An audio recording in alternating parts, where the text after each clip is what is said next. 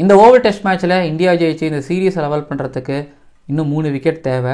ஒருவேளை Chris Woakes கையில் கட்டெல்லாம் போட்டுட்டு ரசிகனில் நின்னார், பேட் பண்ண வந்தாருன்னா 4 விக்கெட் எடுக்க வேண்டியது வரும். இன்னொரு பக்கம் பக்கத்தில் வந்தாச்சு, ஜெயிக்க போகிறோம் அப்படின்னு தெரிஞ்சாச்சு. இங்கிலாந்து 35 ரன்கள் எடுத்தால் இந்த ஓவர் டெஸ்ட் மேட்சை கைப்பற்றி இந்த சீரீஸையும் ஜெயிப்பாங்க. ஆண்டர்சன் டெண்டுல்கர் ட்ரோஃபி 2025 அவங்க ஹோமுக்கு எடுத்துகிட்டு போவாங்க. இந்தியாவுக்கு இன்னும் வாய்ப்பு இருக்கா, இன்னும் ஏதாவது உயிர் இருக்குது அப்படின்னு நினைக்கிறீங்களா?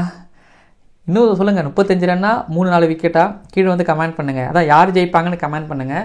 பட் நிறைய பேர் நேற்றுக்குமே இங்கிலாந்து இந்தியான்னு கமெண்ட் பண்ணியிருந்தீங்க. ஒரு பக்கம் அப்படின்னா இந்த டே 4 இங்கே எங்கே தோத்தாங்கன்னு நீங்கள் நினைக்கிறீங்க?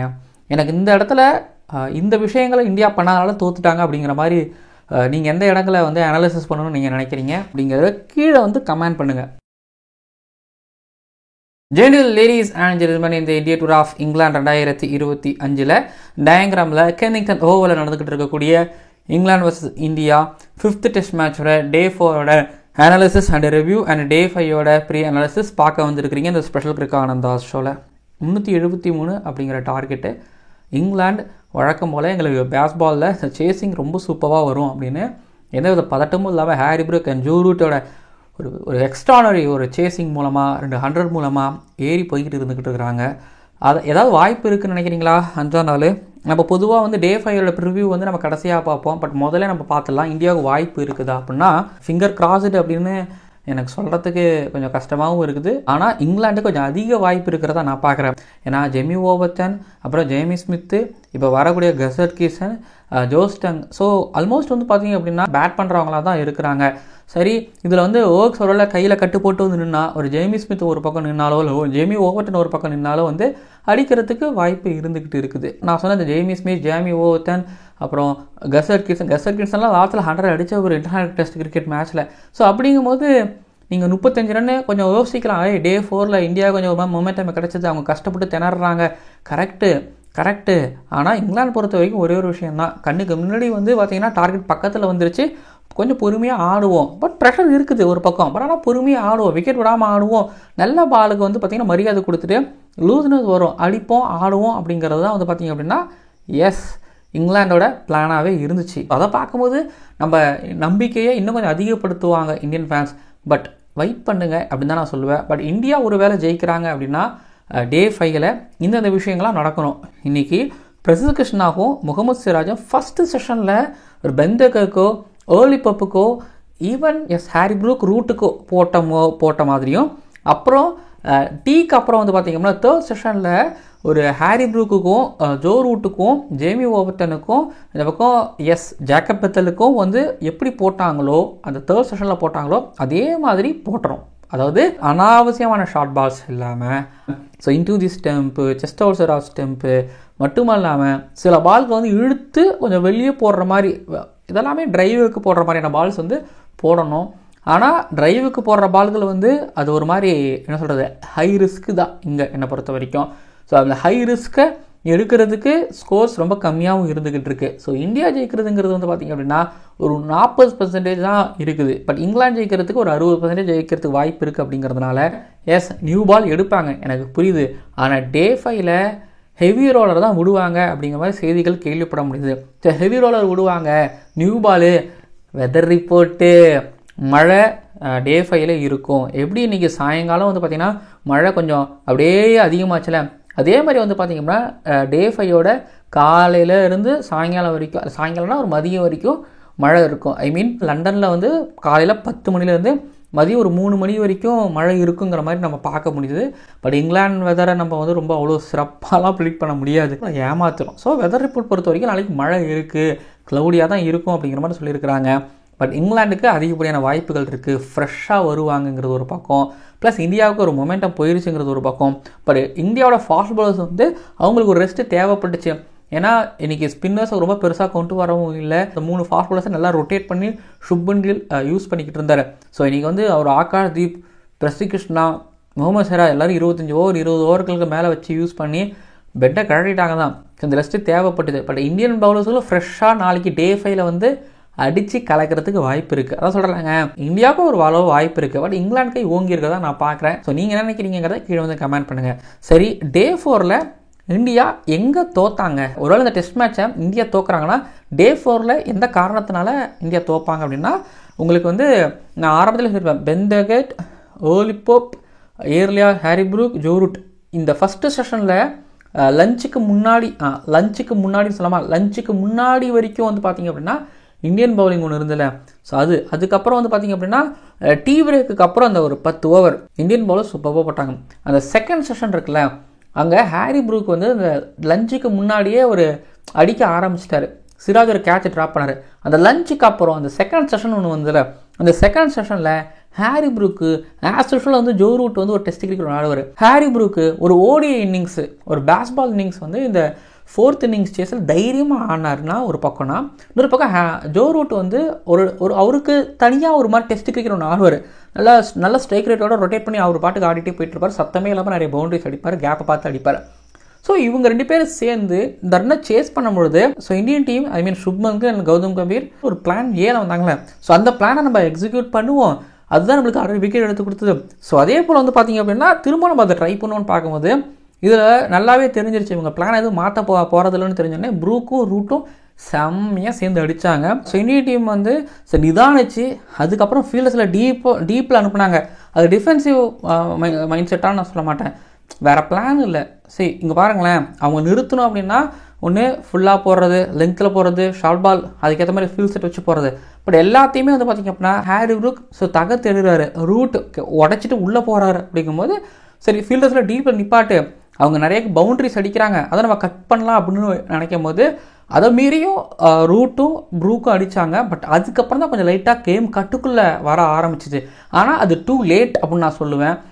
இன்னொன்று வந்து ரொம்ப பிலீவ் பண்ணுறாரு சுப்மன் கில் அவரோட ஃபாஸ்ட் பவுலர்ஸுக்குள்ள. எஸ், அவரோட ஃபாஸ்ட் பவுலர்ஸுக்குள்ள ஏன் பிலீவ் பண்ணுறாரு? ஏன்னா ஸ்பின்னர்ஸ் வந்தாலும் அடி விழுகும், ரிஸ்க்கு தான், நீங்கள் தூக்கி போடுங்க, 2-3 6 போனாலும் பரவாயில்ல, எனக்கு விக்கெட் தான் வேணும் அப்படின்னு இந்த T20 ஒரு ஒயிட் பால் கிரிக்கெட் ஒன்று ஆடுவாங்களே, ஸோ அதுக்கு தான் போகணும். பட் ஆனால் சுப்மன் கில் எப்படி பண்ணுறாருன்னா, ஸ்பின்னர்ஸை நான் கையில் எடுத்து வராமல் என்னோடய ஃபாஸ்ட் பவுலர்ஸே நான் தொடர்ந்து ட்ரை பண்ணுறேன், எனக்கு ரன்ஸ் போனாலும் பரவாயில்ல, எனக்கு விக்கெட் வரும், அவங்க அடிதடி கிரிக்கெட் தான் போகிறாங்க. ஸோ இப்போ நான் வந்து ஃபாஸ்ட் பவுலர்ஸுக்கு கொண்டு வரேன், ஸ்பின்னர்ஸோட ஃபாஸ்ட் பவுலர்ஸுக்கு கொடுக்குற ரன்ஸ் வந்து பார்த்தீங்கன்னா கம்மியாக தான் இருக்குன்னு அவர் அந்த ஜோனுக்குள்ளே போகிறாரு. அதனால் நீங்கள் ஸ்பின்னர்ஸே பெருசாக பயன்படுத்தவும் இல்லை. இன்னொரு பக்கம் வந்து பார்த்தீங்கன்னா விக்கெட் நல்லா ஃப்ளாட் ஆகிடுச்சு, சுத்தமாக ஒரு லேட்ரல் மூமெண்ட் ஒன்றுமே கிடையாது. பட் இதில் சிராஜும் பிரசித் கிருஷ்ணாவும் அந்த இனிஷியல் ஓவர்ஸ், அதுக்கப்புறம் வந்து பார்த்தீங்கன்னா அந்த டீ பிரேக்குக்கு அப்புறம் மட்டும் வந்து பார்த்தீங்கன்னா ஒரு மாதிரி நல்ல பேஸோட ஒரு மாதிரி ஹார்டாக ஒரு டெஸ்ட் லென்த்தில் மட்டும் பவுல் பண்ணிக்கிட்டே இருந்தாங்க. நல்லா ஃபாலோ த்ரூ நல்லா இருந்துக்குச்சு, தவிர மற்றபடி இந்த விக்கெட்டில் எதுவுமே இல்லை. சேஸ் தாராளமாக பண்ணலாம். இந்த மாதிரியான விக்கெட் வந்து உங்களுக்கு ஹெடிங்லியில் இருந்துச்சு, பர்மிங்ஹாமில் இருந்துச்சு, மான்செஸ்டர் விக்கெட்டுமே, ஓகேங்களா. இப்போ அதே போல் வந்து பார்த்தீங்கன்னா ஓவல் விக்கெட்டும் இருக்குது. நான் சொன்னல 2018 இந்தியா ஒரு 400+ ரன்ஸ் சேஸ் பண்ணும்போது 400 பக்கத்தில் வந்துட்டாங்க. இந்தியா ஜெயிச்சிருக்க வேண்டிய மேட்ச் தோக்குறாங்கன்னா, ஸோ ஓவல் வந்து எவ்வளோ ஃப்ளாட்டாக இருக்குது. என்னென்னா உங்களுக்கு 5th டே 4th டேலாம் வந்து பார்த்தீங்கன்னா அந்த சைடில் இருக்கக்கூடிய லேயர்ஸ்லாம் நல்லா உடையும், ஓகேங்களா. முதல் லேயர்லாம் இல்லாமல் 2வது லேயர் 3வது லேயர்லாம் ஆல்மோஸ்ட் உடஞ்சி 4வது லேயர்லாம் தெரியும். பால் அந்த அதாவது லெக் ஸ்பின்னர் வந்து நெகட்டிவ் லைனில் போட்டு பாலை திருப்பி உள்ளே கொண்டு வர அளவுக்கு விக்கெட் இருக்கும். ஆனால் விக்கெட் இங்கே அப்படி இல்லாமல் நல்லா ஃப்ளாட்டாக இருந்துச்சு. ஸோ இதெல்லாம் கில் வந்து ஸ்பின்னர்ஸை நம்ம ஃபாஸ்ட் பவுலர் பக்கம் அவர் கொண்டு போனார். ஏன்னா எனக்கு அவங்க தான் விக்கெட் எடுத்து கொடுக்குறாங்க, எனக்கு அவங்க மேலே நம்பிக்கை இருக்குது, எடுத்து கொடுத்துருவாங்கன்னு சொல்லிட்டு ஸ்லிப்பை வச்சு மாற்றி கித்தி. ஆனால் ரொம்ப நிறையாக்கு ப்ரோஆக்டிவாக ஃபீல்ட் செட் பண்ணலை. அதுவும் வந்து பார்த்திங்க அப்படின்னா ஸோ வந்துடும் அப்படிங்கிற நம்பிக்கையில் பண்ணாங்க. ஸோ இந்தியா இன்கேஸ் தோக்குறாங்க அப்படின்னா, இல்லை டே 4 இந்தியா தோற்றுருக்காங்க அப்படின்னா, அந்த செகண்ட் செஷனில் எஸ்பெஷலி இந்த லஞ்சுக்கு முன்னாடி ப்ரூக் அடிக்கிறாரு அப்படிங்கும்போது, அப்போ லஞ்ச் பிரேக்கில் உட்காந்து ஒரு மீட்டிங் போட்டுருந்துருக்கணும், இல்லை சாப்பிடும்போது பேசியிருந்துருக்கணும், என்ன கில்லு அடிக்கிறாப்புல என்ன பண்ணலாம் அப்படின்னு போயிருக்கணும். இல்லை ஆனால் என்னென்ன அடிக்கிறாங்க அப்படின்னு கில்லு போயிட்டு கம்பீர்கிட்ட பேசி ஏதாவது பிளான் பண்ணலாமா அப்படின்னு பண்ணி வந்துருக்கணும். ஒரு 2 ஓவர்லேயே மாற்றிருந்துருக்கணும். அதை விட்டுட்டாங்க, ப்ரோஆக்டிவாக செயல்படாமல் விட்டாங்க. அதுதான் இன்றைக்கி இந்தியாவை தோக்கடிச்சது, அதுதான் இந்தியாவை இன்றைக்கி பேக்ஃபுட்டில் தெளிச்சு. இல்லைன்னா இந்தியா வந்து இந்த சிராஜ் பிடிச்ச அந்த கேட்சு, ஓகேங்களா, அதுக்கப்புறம் ஆகாஷ்தீப் பெத்ரோட ஒரு கேட்சு, இல்லை அது கூட பெரிய இம்பாக்ட் இல்லை. பட் ஆனால் ப்ரூக்கோட கேட்ச் எடுத்துருந்தாருன்னா ப்ரெஷர் விழுந்திருக்கலாம். ஜேமி ஸ்மித் ஹெடிங்கில் அடித்தார், அக்ரி. ஆனால் அதே போல் இன்றைக்கி அடிக்க முடியுமா? 50-50. பட் ஜேக்கப் பெத்தல் ப்ரெஷர் கண்டிப்பாக இருக்கும், ரெஸ்ட்ரிக்ட் பண்ணியிருக்கலாம். எஸ், அஃப்கோர்ஸ் ரெஸ்ட்ரிக்ட் பண்ணியிருக்கலாம். ரூட்டும் ஒரு மாதிரி ப்ரெஷரில் ஆட விட்டு ரெஸ்ட்ரிக்ட் பண்ணியிருந்துருக்கலாம். அந்த சிராஜோட கேட்சு அப்புறம் செகண்டு செஷனில் சரியான பிளான்ஸ் இல்லாமல் அவங்கள ஆட விட்டது தான் இந்தியா தோல்விக்கு ஒரு காரணமாக டே 4 இருக்க போகுது. ஒரு டெஸ்ட் மேட்ச் தோத்தல் இருக்க போகுது. சரி, இதுதான் இன்றைய தினத்தோட ஒரு அனாலிசிஸ்னால், இதில் வந்து பிரசித் கிருஷ்ணா அதுக்கப்புறம் முகமது சிராஜ் நான் முன்னாடியே சொல்லிக்கிட்டு இருக்கேன்ல, அவங்கள ஃபாலோ த்ரூ, அவங்கள லெங்க்த்து, ஹார்ட் லெங்க்த்து ஏங்க சூப்பராக பவுல் பண்ணுறாங்க. எனக்கு வந்து என்ன சொல்கிறது, ஜஸ்பிரீத் பும்ரா அது கிரேட் ஒத்துக்கிறேன். பட் ஆனால் இன்னொரு பக்கம் வந்து பார்த்தீங்கன்னா தெரில, பும்ராவை விட பெஸ்ட்டாக அப்படிலாம் எனக்கு தெரில. ஆனால் இவர் ஒரு மாதிரி பெஸ்ட்டு, எனக்கு சிராஜ் ஒரு மாதிரி பெஸ்ட்டுன்னு எனக்கு தோணுது. அவர் வந்து ஒரு மாதிரி ட்ரை பண்ணுறாரு. இப்போது போப்புக்கும் ரூட்டுக்கும் வந்து பார்த்தீங்கன்னா இந்த வெம்பிள் சீம் இருக்குல்ல, வெம்பிள் சீம் மூலமாக வந்து பார்த்தீங்கன்னா அவங்க அவுட் ஆவாங்க, அந்த பேடல் அடிக்கும் அவுட் ஆவாங்க. ஸோ அப்படிங்கும்போது அவர் நிறைய ட்ரை பண்ணுறாரு. பட் 2-3 இடங்கள் அவருக்கு வரலை. ஓகேங்களா, டவுன் த லெக் சைட் போகுது, இல்லைனா வந்து பார்த்தீங்கன்னா கொஞ்சம் லெங்க்த்தாக அவருக்கு கொஞ்சம் முன்னாடியே குத்திக்கிறாரு. ஸோ அவர் ட்ரை பண்ணும்போது அது கிடைக்கவே இல்லை. ஈவன் வந்து பார்த்தீங்க அப்படின்னா டீ பிரேக்குக்கு அப்புறமா அவர் நிறைய ட்ரை பண்ணுறாரு, மிஸ் ஆகுது, போகுது வருது. ஆனால் 2 பேரும் ட்ரை பண்ணுறது நிறுத்தவே இல்லை. பிரசித் கிருஷ்ணா வந்து பார்த்திங்கன்னா ஸ்டெம்புக்கு பக்கத்தில் வந்து நல்லா ஒரு மாதிரி ஹையாம் ரிலீஸ் மூலமாக வந்து பார்த்திங்கன்னா அடித்து ஒரு மாதிரி பேட்ஸ்மேன் முன்னாடி பின்னாடி ஆட முடியாத அளவுக்கு தடுத்து நிப்பாட்டினார். அவரோட ஷார்ட் பால் பிளான் நல்லாயிருக்கு, ஏன்னா ஒரு விக்கெட் எடுத்து கொடுக்குது. இன்றைக்கி வந்து ஹாரி ப்ரூக்கை முன்னாடி எடுத்துருந்துருக்கணும், பட் ஆனால் மிஸ் ஆனாங்க. பட் ஏன்னா என்னை பொறுத்த வரைக்கும் பிரசித் கிருஷ்ணா ஒரு மாதிரி டைட்டாக சூப்பராக போடுறாருன்னா, ஒரு பக்கம் சில இடங்களில் சிராஜ் லீக் பண்ணுறாரு. பட் ஆனால் சிராஜும் செம்ம ஹார்ட் ஒர்க், இன்றைக்கி 2 பேரும் நல்லா ஹார்ட் ஒர்க் போட்டாங்க. பெந்தகட்டுக்கெலாம் நிறைய பால் இப்படி எடுத்துகிட்டு ஆங்கிளை கிரியேட் பண்ணி அப்படியே எடுத்துகிட்டு முகமது சிராஜ் போனார். இத்தனைக்கும் வந்து பார்த்திங்கன்னா அப்படியே நேராக போடுறது, அதுக்கப்புறம் வந்து பார்த்திங்க அப்படின்னா டவுன் லெக் சைட் போடுறது, பேடுக்கு எடுத்துகிட்டு வர்றது, இப்படின்னு வந்து பார்த்திங்கன்னா சிராஜ் லெஃப்ட் ஹேண்டருக்கும் ரைட் ஹேண்டருக்கும் சூப்பராக பவுல் பண்ணேன். பிரசித் கிருஷ்ணா வந்து பெந்தகட் எடுக்கிறதுக்கெலாம் ஒரு மாதிரி ஷார்ட்டாக இல்லை லெங்க்த்தில் போட்டு திரும்பி மேலே போட்டார், எட்ஜி காலி. பிரசித் கிருஷ்ணா குறைய வேண்டிய விக்கெட் தான் ஆகாஷ்தீப்புக்கு போச்சு, ஹாரி ப்ரூக்கோட ஒரு விக்கெட்டு. அதுக்கப்புறம் ஜோ ரூட்டை வந்து வெளில எடுத்துகிட்டு போனார். ஏன்னா இதெல்லாம் ஒரு பாலான்னு யோசிக்கலாம், ஆனால் நீங்கள் யோசிச்சு பாருங்கள், அதுக்கு முன்னாடி எவ்வளோ நல்ல பால்ஸ் போட்டிருப்பாங்க. அந்த நல்ல பால்ஸுக்கு வெகுமதி தான் இந்த விக்கெட்ஸு. பட் செதைச்சாங்க. உண்மையாக சொல்லணும்னா செகண்ட் செஷனை தவிர்த்துட்டு சிராஜ் அண்ட் பிரசித் கிருஷ்ணாவோட பவுலிங்லாம் நீங்கள் பார்த்தீங்க அப்படின்னா இவங்க ஜெயிக்கிறதுக்கு ஒரு தகுதியான ஒரு டீம் தான் நீங்கள் சொல்லுவீங்க. பட் ஆகாஷ்தீப் எனக்கு தெரிஞ்சு ரன்னை கொஞ்சம் லீக் பண்ணியிருந்தார், விக்கெட்டுக்கு இருக்க முடியல, ரன்னையும் லீக் பண்ணியிருந்தாருங்கும் போதும் இன்றைக்கி ஒரு மாதிரி கல்பிட்டாக நான் பார்க்குறேன். பட் ஆனால் எக்ஸ்ட்ரானரி பவுலிங். இன்னொரு பக்கம் Joe Root and Harry Brook இன்றைக்கி வந்து ஒரு வேளை ஜெயிச்சிருந்தாங்க அப்படின்னா இதுதான் ஓவரில் அதிகபட்ச ரன் இது வரைக்கும் சேஸ் செய்யப்பட்டதாக டெஸ்ட் ஹிஸ்ட்ரியில் இருக்க போகுது. அப்படி ஆயிருந்திருக்கும். இதில் ஹாரி ப்ரூக் வந்து பார்த்தாரு இதெல்லாம் செட் ஆகாதுன்னு, மேபி கோச்சோட காலாக இருக்கலாம், அவங்களோட பிளானாக இருக்கலாம், வந்து ஒரு மாதிரி ஓடிஐ கேம் ஆட ஆரம்பிச்சிட்டார். இந்த ஓடிஐ கேம் ஆட ஆரம்பிச்சோன்னே இந்தியன் பவுலர்களுக்கும் அண்ட் இந்தியன் டீமோட கேப்டன் கோச்சுக்கும் கொஞ்சம் ஒரு மாதிரி வெயிட் பண்ணாங்க, பொறுமையாக இருக்கும்னு பார்ப்போம்னு நினச்சாங்க. வந்தது மலார் பிரசித் கிருஷ்ணாமி சிராஜ் 2 பேரும் விட்டு லெஃப்ட் ரைட்டுன்னு வாங்கினது என்ன, ஆகாஷ்தீப் விட்டு லெஃப்ட் ரைட்டுன்னு வாங்கினது என்ன, முடி புதுங்கி போனதுக்கப்புறம் அதாவது இந்த கன்சிஸ்டண்ட்டாக ஒவ்வொரு ஓவர்லேயும் ஒரு பவுண்டரி, கன்சிஸ்டண்ட்டாக அந்த பவர் ஹிட்டிங், கன்சிஸ்டண்ட்டாக ட்ரைவுக்கு போகிறதுன்னு சொல்லிட்டு, கன்சிஸ்டண்ட்டாக ரொட்டேட் பண்ணுறதுன்னு சொல்லிட்டு இதெல்லாம் கன்சிஸ்டண்ட்டாக இருந்தது. கன்சிஸ்டண்ட்டாக செய்கிறதுக்கு அதனால தான் அவர் வந்து ஒரு நம்பர் 2 டெஸ்ட் பேட்டராகவே இருக்கிறாரு அப்படிங்கிறதுல வந்து கிளியராகவே தெரியுது. அண்ட் ஃபியூச்சர் சூப்பர் ஸ்டார்னு எதுக்கு ஹாரி ப்ரூக்கை சொல்கிறாங்கன்னு தெரியுது. ஏன்னா நின்று ஸ்டாண்டர்ட் டெலிவராக நின்று ஆடி இருக்கிறாரு இந்த மாதிரியான சேஸில், அதுவும் இந்தியா மாதிரியான டீமுக்கு அகேன்ஸ்டாக அந்த பவுலிங் அட்டாக்கு அகேன்ஸ்டாக நல்ல ரிதமில் இருக்கும்போது உடச்சி இவர் ஒரு பக்கம் எடுத்துகிட்டு போகிறாருன்னா, இன்னொரு பக்கம் வந்து ரூட்டுக்கு இவர் ஆடி கொடுக்கல, இவர் ஒரு பக்கம் ஹாரி ப்ரூக் ஆடுறாருன்னா இன்னொரு பக்கம் ரூட் அவர் ஒரு பக்கம் ஆடிட்டு எடுத்துக்கிட்டு இருக்கிறாரு. ஸோ இவங்க 2 பேரும் ஆட டீம் ஆட்டோமேட்டிக்காக ப்ரெஷர் ரிலீவ் ஆகி ப்ரெஷரை இந்தியன் டீமுக்கு போடுறாங்க. அப்படியே பவுலர்ஸுகளோட கை உடைக்கப்படுது, அவங்க லைன் லெங்க்த்து அப்படியே தளர்த்தப்படுது, கை உடைக்கப்படுது, சோர்வடைகிறாங்க, தளர்வடைகிறாங்க. பிளான் ஏலேருந்து பிளான் பிக்கு மாறுது, field set, bowling rotation. So இங்கே வந்து பார்த்தீங்க அப்படின்னா இங்கிலாந்து வின் பண்ண தான் நான் பார்க்குறேன், புரியுதுங்களா? ஃபீல்ட் செட்டு, பவுலர்ஸோட லைன் லெங்க்த்து, பவுலர்ஸ் மாறுறாங்க போது எனக்கு அங்கே வின் பண்ணுறாங்க நான் பார்க்குறேன்.